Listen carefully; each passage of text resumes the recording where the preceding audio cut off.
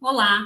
No programa de hoje eu vou conversar com Rafael Ribeiro, cofundador da Formigas de Embaúba, entidade que pesquisa e atua nas inserções entre educação, natureza e arte. Tudo bom, Rafael? Seja muito Tudo bem-vindo ao bem? nosso programa. Muito obrigado. Boa tarde. Boa tarde. Rafael, antes da gente começar, né, a nossa conversa, fala um pouquinho sobre a sua formação e sua experiência profissional. Eu sou formado em Direito originalmente, eu sou daqui de São Paulo, né? Sou formado em Direito na Universidade de São Paulo, depois fui trabalhar com finanças de projetos de infraestrutura e energia, e aí tinha uma vida super corporativa em São Paulo, não me identificava muito, né, com os ambientes, valores, buscas, e então já tinha uma relação com o mundo da educação, trabalhava como voluntário, e o interesse nesse lugar do meio ambiente também, mas sempre com o tempo que sobrava e finalmente eu pedi demissão, tirei um sabático e nesse sabático reencontrei todos esses temas e a Formigas, né, que a gente trabalha com educação ambiental a partir do plantio de mini florestas de Mata Atlântica nas escolas públicas da Grande São Paulo, a Formigas já é o resultado dessa grande guinada, né? Então hoje me tornei uma espécie de plantador de mini florestas, né? Então eu faço mestrado em antropologia da natureza na USP e, através de cursos livres e autodidatos, estudo muito os sistemas da restauração ecológica de Mata Atlântica, nessa parte mais técnica do plantio, preparo do solo em si. Ah, é bacana. Bom, eu atuo na área do direito, né? Mas eu sou antropóloga de formação também. Olha aí, Então, assim, se tem uma... comunica com o que legal, muito você está legal. vendo agora, que bacana. E, Rafael, conta um pouquinho para a gente, né? Faz um resumo aí do que é esse projeto Formigas de Embaúba. A Formigas é uma organização sem fins lucrativos, né? A gente trabalha com educação ambiental com esse recorte que é a restauração ecológica, né? A gente leva um projeto de restauração ecológica, de reflorestamento de Mata Atlântica para dentro da escola pública, onde os alunos e alunas são protagonistas. Então, a gente tem um programa pedagógico aí que leva uns 6 meses, né? São 6 vivências ao ar livre, tirando essas crianças de sala de aula, né? Crianças e jovens, para reconstruir esse imaginário da floresta e dar as ferramentas para que eles identifiquem esse problema, né? Ali existiu uma mata que foi destruída e tenham as ferramentas para reconstruir isso, né? Não é só assim o grande dia de plantio da árvore na escola, não é. Então tem todo um grande processo para chegar no dia de plantio. A gente, inclusive, nessas semanas agora está plantando, né, em conjunto com os alunos e alunas e comunidades escolares, que agora é a entrada das chuvas em São Paulo, então é o momento de plantar. E então essas vivências dos plantios já estão acontecendo e agora tem as vivências pós-plantio. As crianças vão lá com os cuidados com a mini floresta, né? Então a gente tem essas duas frentes. Um é o Mata Atlântica nas escolas para estudantes, né? E o outro é o Mata Atlântica nas escolas para professores e professoras. A gente tem uma formação de professores e professoras que tem acontecido na Grande São Paulo, em formato online ou híbrido, para que esses participantes, né, desenvolvam projetos de educação ambiental relacionado ao reflorestamento de Mata Atlântica com seus alunos e alunas. Quer dizer, façam plantios em suas escolas também, de forma que a gente consiga construir autonomia nessas escolas, né? A gente quer que depois que a gente passe lá com a nossa equipe, esses processos continuem, né? Sair de sala de aula, aproveitar essa mini floresta como um espaço de aprendizagem multidisciplinar, né? Que atravessa as disciplinas, dentre vários outros benefícios, né? Para a saúde das pessoas, para a saúde dos animais e plantas que estão ali. Então, essas mini florestas ou microflorestas, né? Que a gente tem os dois projetos, né? As micros são menores, aí conseguir trazer isso para dentro da cidade, né? Para dentro das escolas públicas, né? Então tem sido muito Tá. bacana. Não, bacana. Então, hoje, né, essa questão pedagógica, ela é tanto voltada para os alunos, né, e para os professores. E o projeto em si, né, não sei se trata aí de um reflorestamento ou de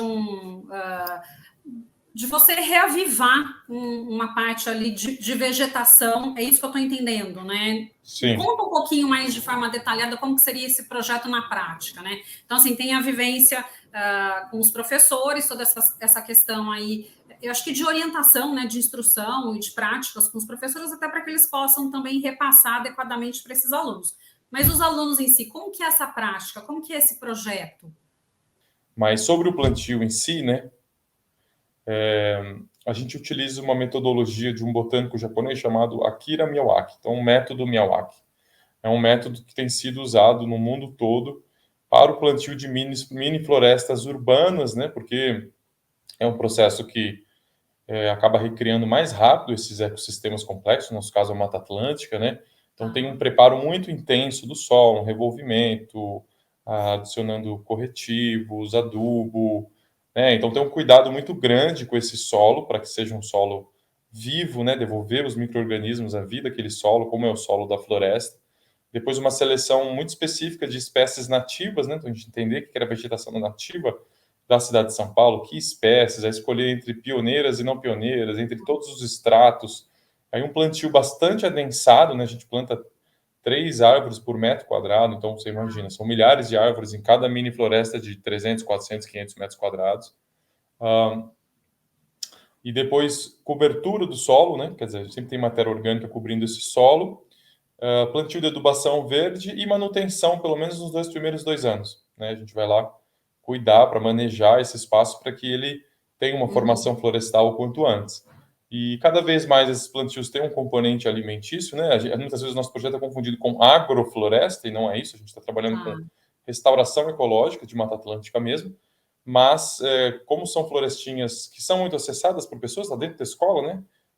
A gente pensa nesses espaços como uma sala de aula ao ar livre, quer dizer, não é um maciço verde à parte, na verdade são espaços que tem um desenho onde tem trilhas, tem uma clareira para as crianças estarem dentro, se sentirem parte daquilo, e nas bordas dessas mini florestas a gente planta 2 fileiras, pelo menos, ali de frutíferas, né? Então, a gente tem plantado cambucio, vaia, pitanga, jabuticaba, vários tipos de araçá, cabeludinha, e várias outras comestíveis in natura ou não, né?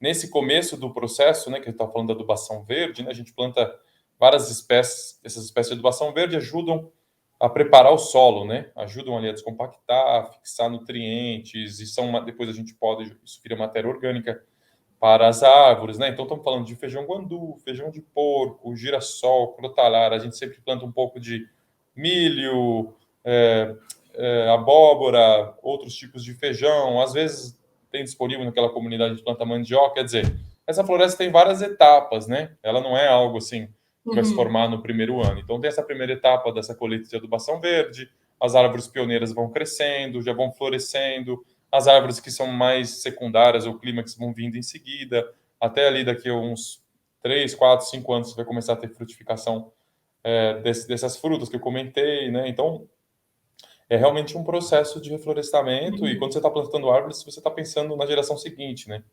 Então é bem interessante essa criançada. A gente atende desde os pequeninos, né? A gente tem trabalhado mais dentro dos centros de educação unificado, né? Que são espaços da prefeitura de São Paulo nas periferias da cidade. São quase 50 CELs, né, na cidade de São Paulo. Esse ano a gente está indo para a nossa 11ª floresta em CEL, já é bastante. O ano que vem vamos seguir. E no CELS tem 3 escolas, tem a creche, tem a EMEI e tem o ensino fundamental. Então vai ali do 0 aos 15 anos, mais ou menos. E todo mundo participa, todas essas faixas etárias. A gente atende as 3 faixas etárias, né? A gente passa um ano dentro de cada CEL atuando, então vai ser um trabalho super intensivo do pedagógico. A gente passa pelo menos 2 anos fazendo manutenção, sempre convidando a comunidade, envolvendo uma parte do tempo possível as pessoas que estão ali, que convivem com esses espaços. Então, é um trabalho muito bonito, sim, de reflorestamento, e o central é essa sensibilização por esses temas da regeneração de ecossistemas, né, como uma forma de mitigação das mudanças climáticas, né? A gente está, como você sabe, né, a ONU declarou essa década de regeneração de ecossistemas, né? A ONU, a cada década, escolhe um tema prioritário, então não é à toa essa década que começou o ano passado, o tema prioritário é a regeneração de ecossistemas, então a ONU está criando uma rede, está credenciando parceiros no mundo todo, tem toda uma mobilização, e o ano passado a gente foi reconhecido como parceiro oficial da década da restauração aqui no Brasil. Então esse trabalho está totalmente ligado a uma preocupação maior de ter uma geração que já não basta preservar, né, uma geração que precisa regenerar. A gente precisa ter um papel diante da natureza, não é só para destruir, não é só preservar, mas é regenerar, devolver, reflorestar, reconstruir. Não, bacana, muito bacana, e parabéns por esse reconhecimento que vocês tiveram da ONU, tá? Rafael, me conta uma coisa, né? As áreas, então, elas são próximas dessas escolas, né? São Desses dentro das ambientes. escolas. Tá, perfeito. E isso você acaba tendo até um engajamento maior, né? Tanto dos alunos, professores, como da própria comunidade. Não, com certeza. São áreas que já fazem parte da escola, já são frequentadas, as pessoas circulam por ali, né? Não é assim do outro quarteirão, do outro lado, Uhum. são áreas dentro dos muros das escolas. Então, é totalmente acessível. Muitas vezes são áreas que às vezes tinham um outro uso, mas era um deserto verde ali, um gramado, bate muito E, sol, né? Então, a gente está recuperando essas áreas degradadas dentro da cidade. Muitas vezes os céus têm áreas que não estão sendo utilizadas, né? uhum. E nem sempre são áreas relativamente grandes, né? São a mini floresta, a gente chama porque está comparando com a floresta como um todo, a Mata Atlântica, mas você ter dentro de uma escola uma floresta de 500 metros quadrados, né? Isso é bastante relevante. É uma área que traz um ar mais puro, menos poluição sonora, mitiga ondas de calor, né? Tem um E, bate-sol ali que a criançada não consegue ficar, traz alimento, traz passarinho, traz polinizadores, uhum. né? Purifica o ar. Então, assim, tem uma. E fora que isso eu estou falando só dos benefícios da mini floresta em si, mas para a gente, antes de tudo, o que é importante é esse processo de sensibilização que acontece na construção desse espaço e depois, com a continuidade do uso pedagógico desse espaço pelas próprias professoras e professores ali, a continuidade da sensibilização através daquele espaço, né? Então, é realmente formar uma geração de regeneradores e regeneradoras, né? Que essa é necessário.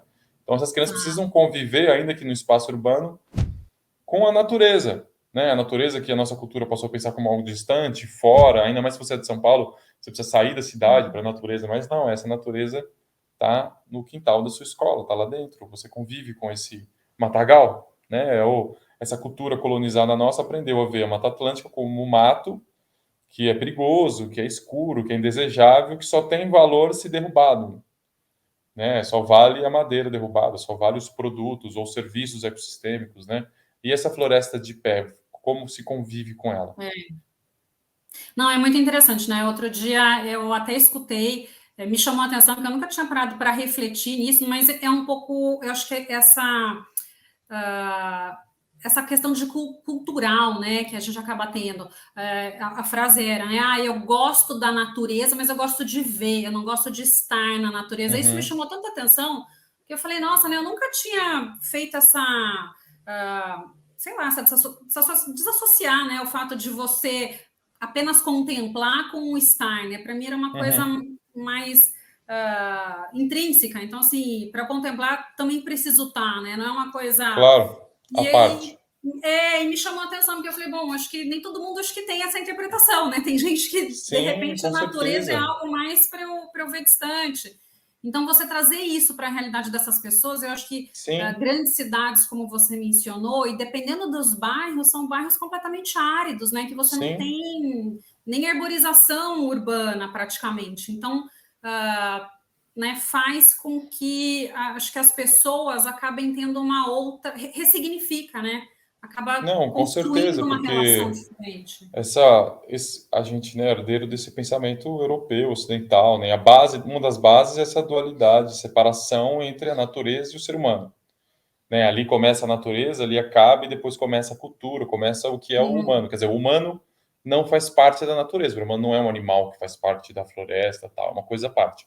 E É, justamente o que a gente está discutindo é nós somos natureza também, somos parte da natureza, que é o que os indígenas, né, os povos originários do Brasil nunca esqueceram, né? Eles se sentem, sim, entendem essa rede de vida, entende como um meio ambiente doente também significa pessoas doentes, né? Então, sim. doentes. Então, a gente está tentando reavivar, né, algo que a gente já soube, que é a gente faz parte desse meio ambiente, né? Não é só algo à parte, separado, longínquo, é algo que faz parte de nós, da nossa saúde, que se É um reflete na nossa resgate vida.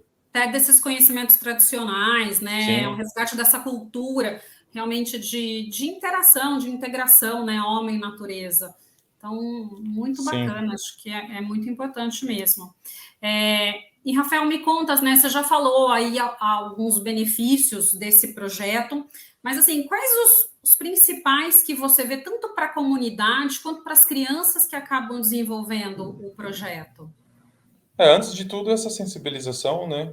A gente traz um processo pedagógico muito intenso, interessantíssimo, de uma aprendizagem ao ar livre, a partir da pedagogia de projetos, para temas que não são trabalhados até hoje na educação ambiental, né? A gente está falando de restauração ecológica, mudanças climáticas, então são temas que são novos na educação ambiental, ainda mais nessa coisa mais mão na massa, né? Realmente vamos restaurar uma floresta na escola, não é assim, sentar em sala de aula ou ouvir a respeito, é realmente um processo que coloca o corpo no processo, coloca o lazer, coloca o brincar, né? E coloca um problema real que essa floresta que foi desmatada, né? Ali na região da escola que vai ser reavivada. Então, antes de tudo, o que acontece com a sensibilização dessas crianças, né? A gente tem até um vídeo institucional que está disponível na internet, dá para ver pelo nosso Instagram também, que é um mini documentário que foi feito sobre o nosso trabalho, onde você vê um pouco antes e depois das crianças que participaram pelo processo, né? Então, tem crianças que ali nunca plantaram,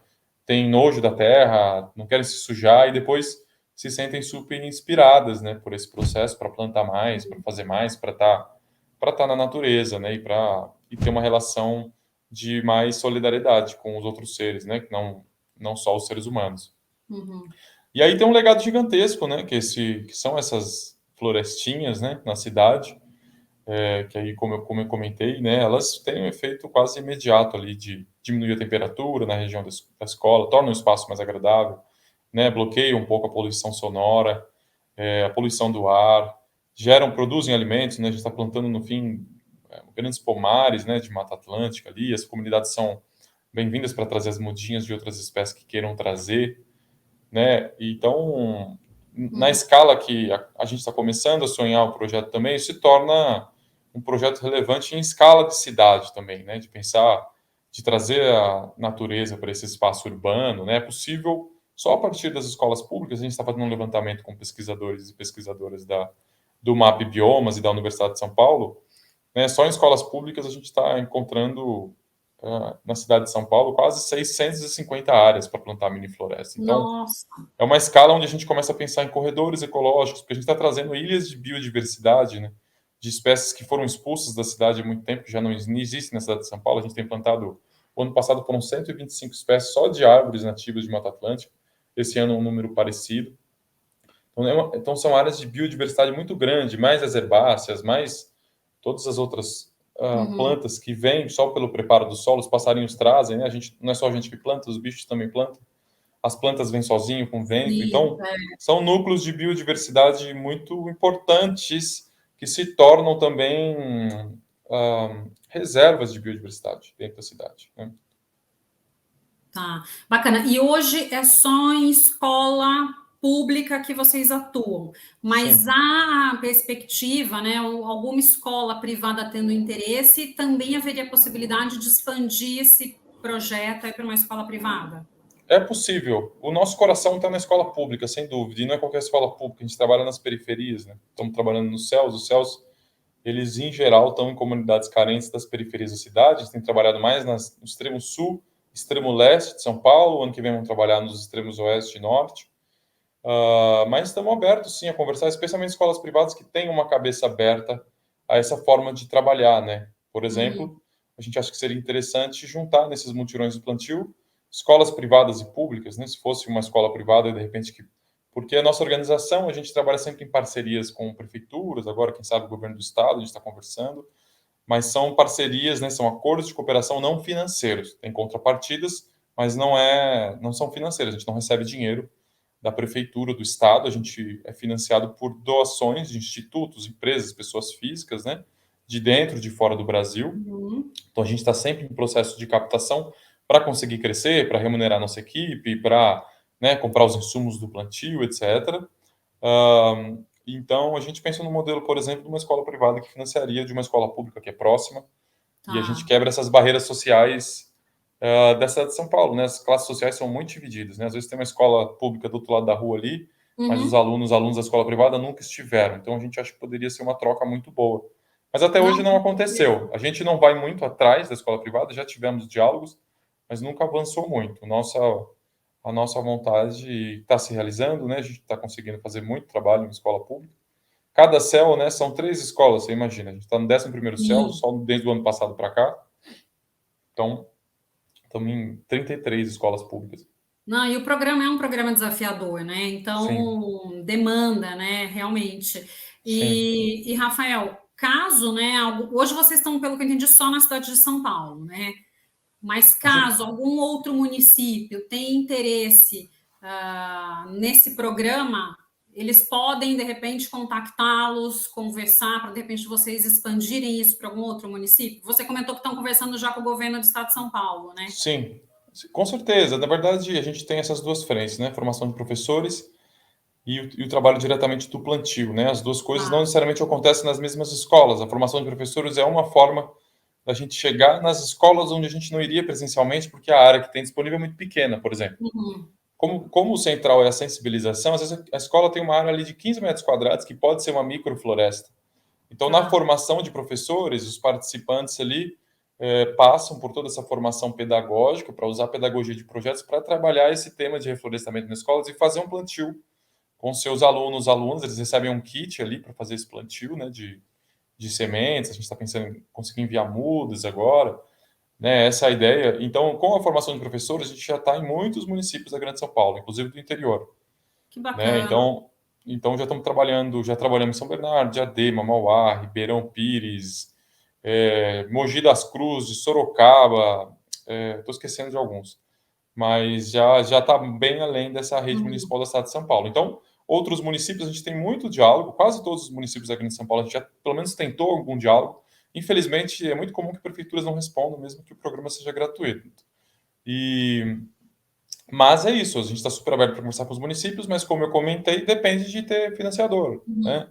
Então, municípios e empresas podem nos contatar. Às vezes tem uma empresa lá de Barueri, que acha interessante trazer para a rede pública e que quer apoiar, pode apoiar apenas em uma escola, pode apoiar uma formação de professores, né? Então, é um Perfeito. diálogo conjunto, porque o nosso papel é um pouco costurar isso Uhum. o governo, iniciativa privada, terceiro setor, várias outras redes de reflorestadores e florestadoras, outros projetos de educação ambiental, todos os produtores de insumo, né, que é uma rede toda para essa floresta ficar de pé, né? Então tem muita gente que torna isso possível. Então não só os Uhum. municípios podem nos contatar, mas se você é uma empresa que produz algo, muitas vezes as empresas não doam dinheiro, mas doam um insumo para o nosso plantio, doa a pazinha, doa uma ferramenta, Uhum. empresta o trator, né? Muita gente precisa estar encantada para que esse projeto aconteça. A gente é mais um conector de muitas pontas, de pessoas que querem atuar, às vezes não sabem como, né? Estão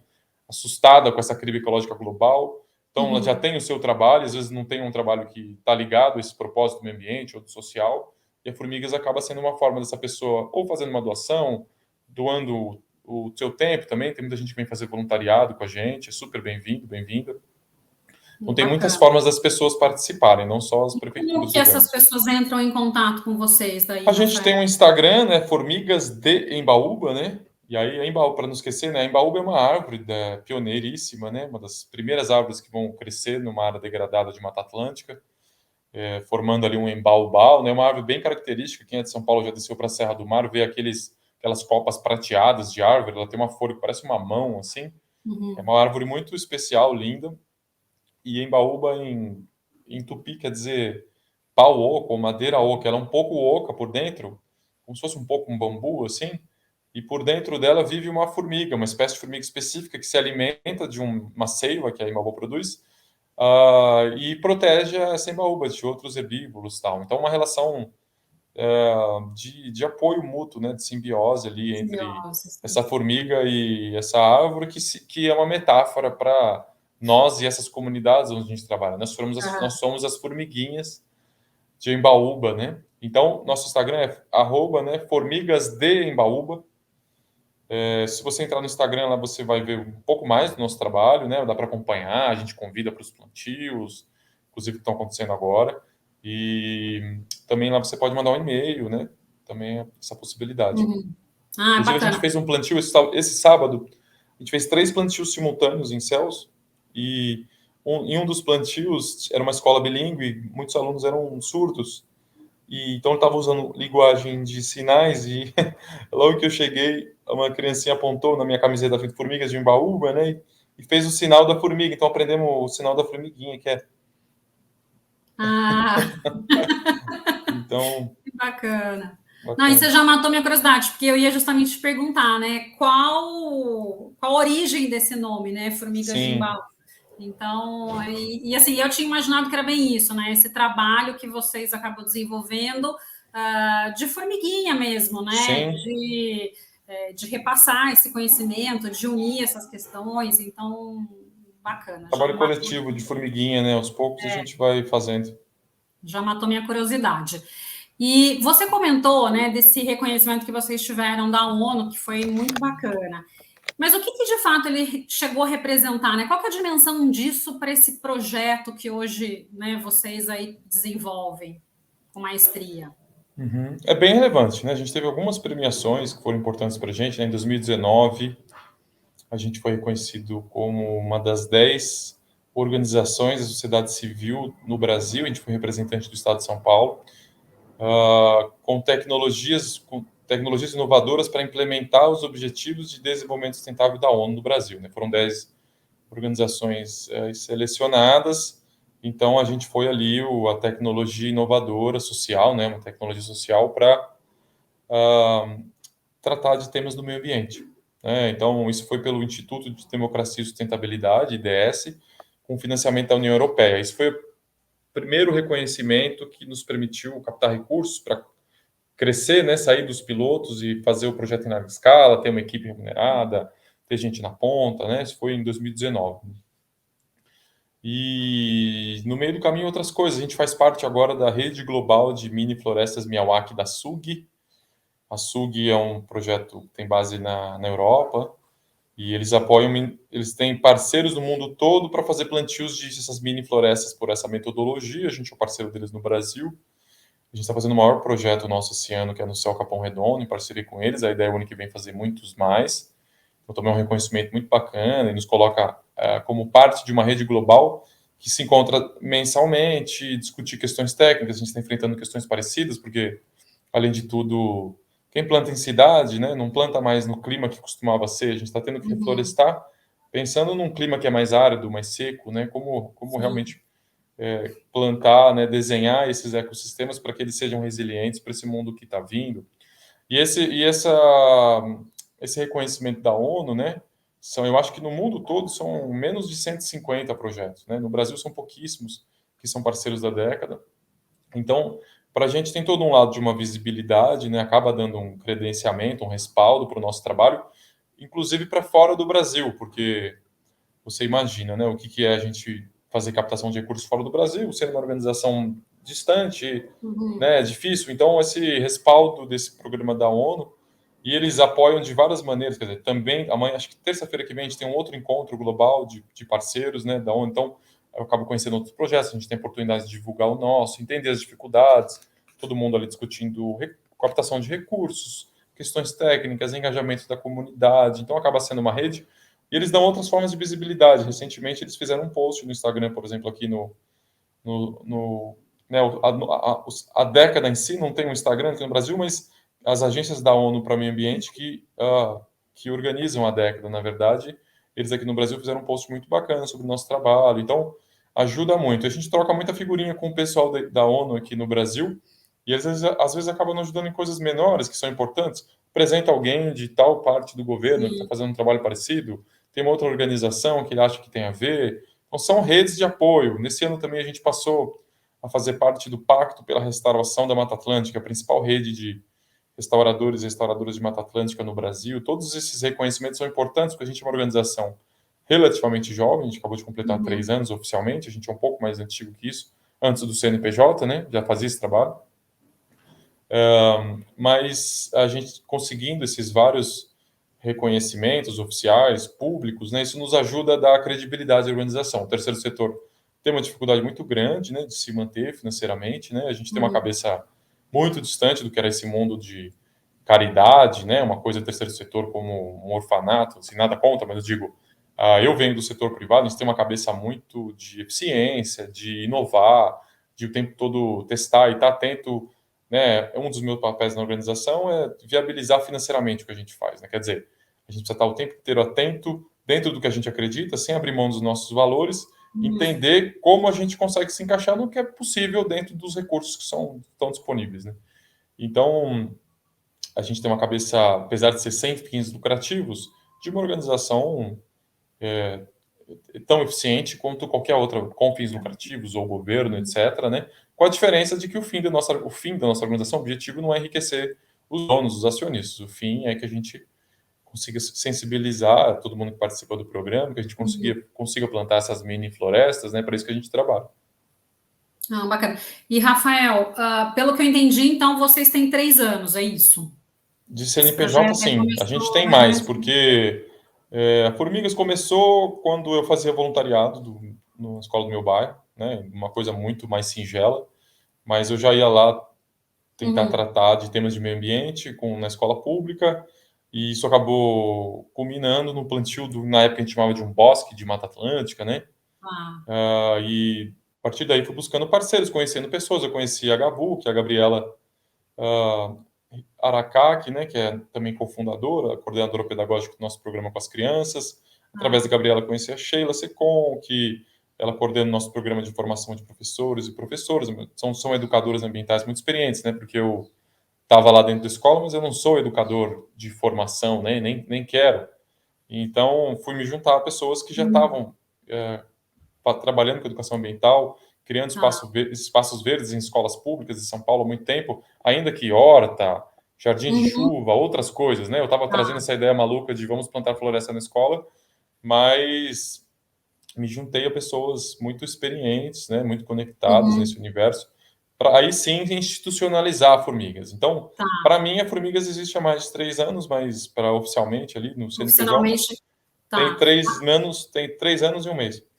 Perfeito. E assim, a minha pergunta é, nesse período, né, que realmente acho que é um curto período para o resultado que vocês já tiveram, assim, é um projeto que acho que quando, né, num primeiro momento, quando você vai conversar, fica até um pouco difícil das pessoas entenderem, imagino eu, né? Quais foram os principais desafios que vocês tiveram, né, nesse período? Muito. Assim, Eu imagino. é só para fazer, assim, só faz isso que é muito maluco ou maluca, né? Você tem que realmente ter uma crença distante da realidade de que esse sonho é possível. É um pouco como você não tem opção além de ir em frente com esse projeto, porque tudo diz contra. Como assim? Vamos plantar floresta na escola e fazer um projeto de educação ambiental que é longuíssimo, quer dizer, muito caro, né? Mais caro do que seria passar uma tarde na escola, plantar uma árvore e ir embora. Como desenvolver tecnologia para isso, social, pedagógica, ferramental para fazer um plantio em áreas pequenas, né? E ter o apoio das prefeituras, escolas para fazer isso. E aí conseguir dinheiro para pagar tudo isso, né? Então, assim, na verdade, a gente acho que já avançamos muito em 3 anos, gigantemente, assim, é muita coisa. Realmente, a gente tem que ser muito grato porque a gente já conseguiu fazer até hoje, né? Podia fechar a lojinha e já fizemos bastante coisa. E a gente está sonhando muitas outras coisas. E o que é incrível, né, é que tem outros malucos e malucas por aí com sonhos que se encaixam, né? A gente tem uma onda, tem uma rede, tem pessoas que se emocionam e se encantam junto com a gente para sonhar esse sonho e tornar real. Então, assim, hoje a gente não tem a menor possibilidade de atender o tamanho da demanda. A gente recebe, eu estava aqui conversando com o pessoal da equipe, a gente está fazendo um formulário do Google para as escolas preencherem, que a gente fica recebendo no Instagram pedido de escola para a gente ir lá plantar uma floresta, e assim, a gente não tem essa escala ainda, né? E a gente se preocupa em não ter uma escala massiva, né? Então, a gente é muito convidado para, vai plantar no Brasil inteiro, que o dinheiro quer que a gente seja gigante, né? Tem uma coisa de uma solução que vai solucionar tudo. Mas a gente não vai ser o melhor projeto para plantar mini floresta no Rio Grande do Norte. Tem que ser gente lá, que frequenta lá, que mora lá. Tem que ser soluções locais. A gente tem que ter uma diversidade de soluções, de pessoas também. Um gigante não funciona bem. A gente perde os sotaques locais. Então a gente está crescendo muito. Esse ano a gente já dobrou de tamanho do ano passado. Vamos continuar crescendo no ano que vem. A gente está fazendo um levantamento maravilhoso em parceria com o MAP Biomas e pesquisadoras do Quapá, da Faculdade de Arquitetura e Urbanismo da USP, eles estão adaptando a tecnologia que eles têm de leitura automatizada de imagens de satélite para encontrar áreas para mini florestas em escolas públicas dentro de São Paulo. Então é um negócio maravilhoso, porque é um processo que a gente faz na mão, né, no mecanizado, Uhum. fica ali no Google Earth procurando escola que parece ter área, para aí sim fazer uma visita técnica, então é um processo demorado.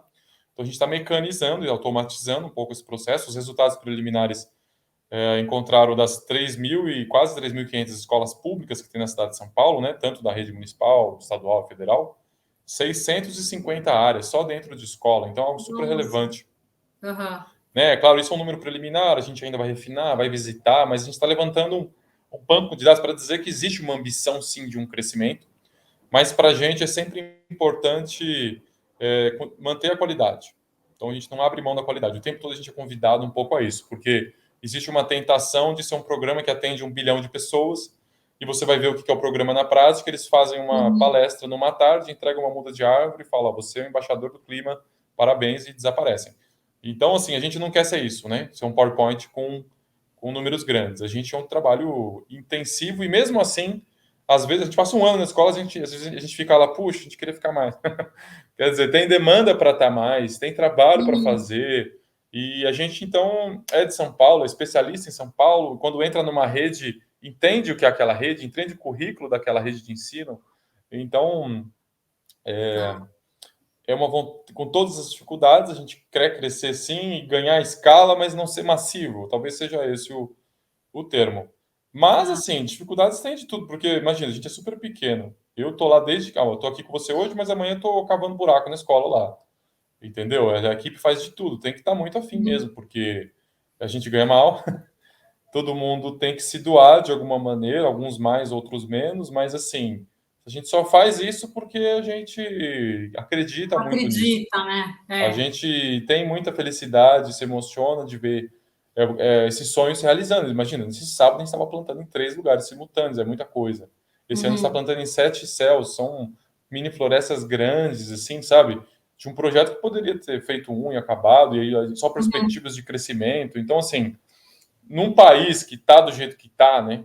Num mundo que está do jeito que está, a gente conseguir fazer esse trabalho dessa maneira É. é uma utopia. Não, mas eu acho que é o que você, né, o que você começou na sua fala e que tá super conectado ao nome de vocês, né? Esse trabalho, acho que de formiguinha. Se todo mundo de fato acreditar e fazer sua parte, é óbvio que a gente vai ter uma melhoria. Agora, se cada um ficar simplesmente olhando, né, ali para o seu, né, pro seu entorno e achar que está ok, que eu não preciso fazer nada, que a minha contribuição não vai adiantar para Sim, nada, a gente não vai ver essa melhora. Então, realmente, né? Todo mundo fazer um pouquinho e essa soma desses pouquinhos é que eu acho que vai sim, trazer a diferença, né? exatamente. E Rafael, para a gente finalizar aqui a nossa conversa, né? Que mensagem você deixa para a nossa audiência?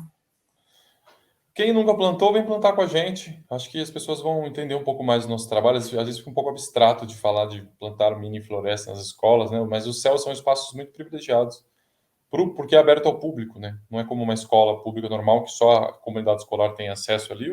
Os céus são espaços públicos, como praças públicas. Qualquer pessoa pode ir, vir plantar com a gente.